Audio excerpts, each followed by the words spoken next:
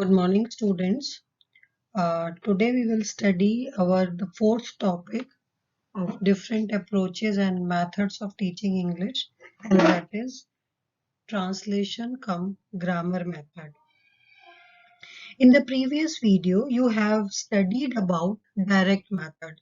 So in continuation of that, we start with a new method of teaching English, and that is translation cum grammar method. And earlier, this method is very commonly used for teaching English for the beginners, those who are starting to learn the English language or new language. So first of all, what do we mean by translation cum grammar method? Translation cum grammar method means that to teach students how to learn English language by translating it into mother tongue. Means that the teacher every time translates the whole sentence into the native language which is used by the students. That is, we can take an example is that Ram is going. So the teacher will teach by using this method is Ram jata hai. So this is the translation cum grammar method. The teacher is first translating the sentence, and then in the next step he will or she will teach the grammatical structure to the students. So the student is very much, you can see in the slide, the students are very much familiar with the grammatical structures of his native language. Though the teacher correlates that the grammatical structures of the native language with the grammatical structures of the English language. So it is easier for the child to to switch over to the new grammatical structures or the new language, and this will help the students to use the language more intellectually. And this is the reason why the people in the older time, they have good command over the grammar of the language. Nowadays we are seeing that the students are speaking the language, but they don't have a good command over the grammar. They are speaking, their fluency is very good, they use the different types of words, but still they are lacking behind the command over the grammar. So this method helps the student to use the language more intellectually. And here the word more intellectually means that they are committing they are less, there will be less grammatical mistakes in their language. So the primary skill in this method is to develop reading and writing skill. Means that the child is easily reading the sentences, understanding the sentences, and by using grammatical structures, he is writing the sentences. So this is the meaning of translation cum grammar method. Means कि we are translating the sentences along with the grammatical structures or explaining the grammatical structures to the students. So I hope that you all understand what is the meaning of this translation cum grammar method. So in the next slide we will study about the characteristics of this method. So as we all know that this is the oldest method of teaching English language or any foreign language. If you can take the example of Sanskrit, that we normally learn Sanskrit by translating it into Hindi. We learn English by translating it into the mother tongue. We can use Chinese, Japanese, German, any language we can learn by using this method.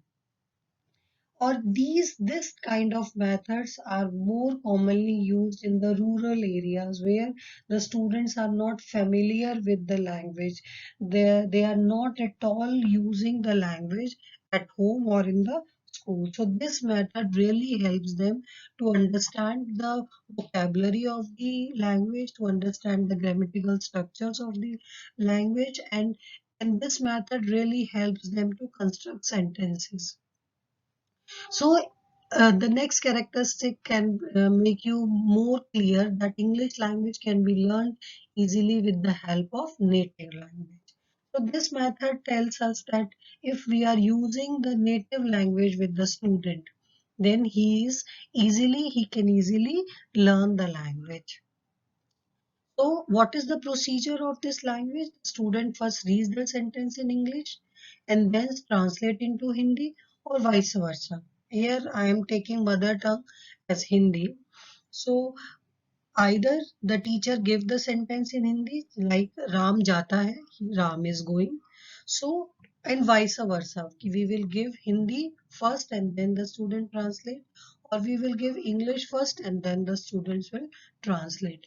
Means that the language, the role of a mother tongue is very important in this method. As in earlier in the direct method, we are saying that the mother tongue or the native language is not at all allowed in the classroom. But here in this method, the mother tongue is slightly more important than the foreign language.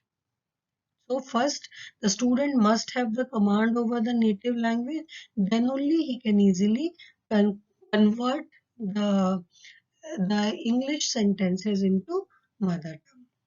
So these are the some most important characteristics of translation cum grammar method.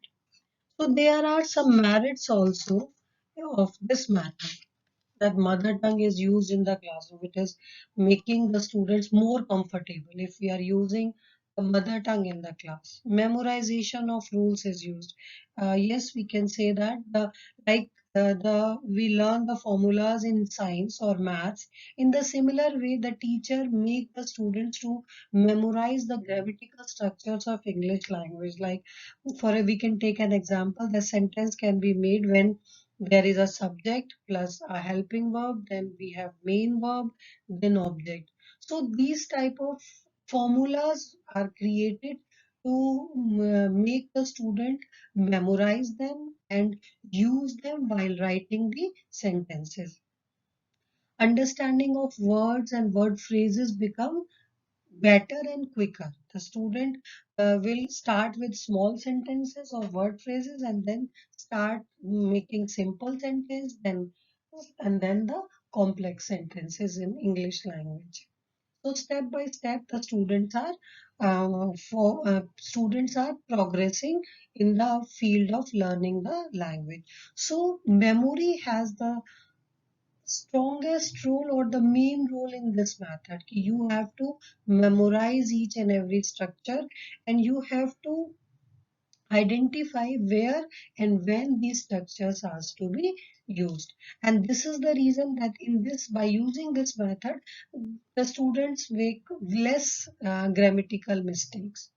Although it will not help in the fluency, but it will definitely help the student to learn the grammatical structures. So these are some merits of this translation come grammar method. But as you all know that if a method has merits, then there are some demerits also. Why nowadays we are not using this method? If it is so important, if it is so easy for the student, then why we have discontinued this method? And the only reason is that it is not possible to translate each and every word of your native language into English language or vice versa.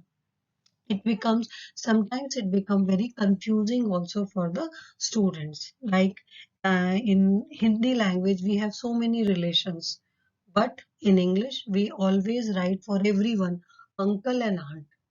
So this is we can say that a demerit for this method.